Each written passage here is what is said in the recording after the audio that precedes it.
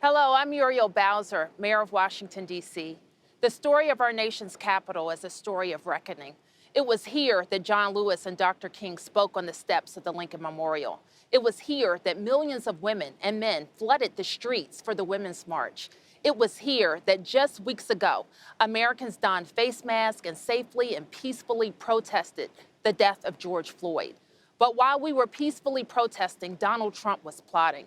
He stood in front of one of our most treasured houses of worship and held a Bible for a photo op. He sent troops in camouflage into our streets. He sent tear gas into the air and federal helicopters too.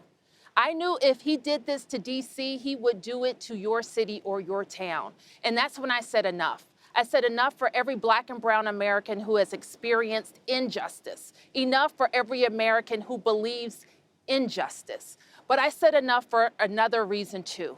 I have a 2-year-old daughter, and I want her to grow up in an America where she's not scared to walk to the store, an America where she's safe behind the doors of her own home, an America where the president doesn't fan the flames of racism and looks out for all of us.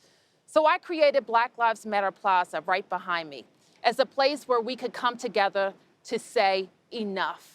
And by coming together this November to elect Joe Biden and Kamala Harris, we will say next. Because we can't just paint those words behind me. We can't just say those words. We have to live those words. We have to undo the laws and systems that have codified racism for far too long. But we have to do something too. Each and every one of us challenge our own biases. If we see something, do something. Together, we can turn this reckoning into a reimagining of a nation where we the people means all the people.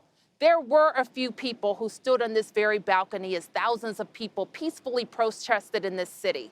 One was our next vice president, my sister Kamala Harris. The others were members of George Floyd's family, who I'm honored to introduce now.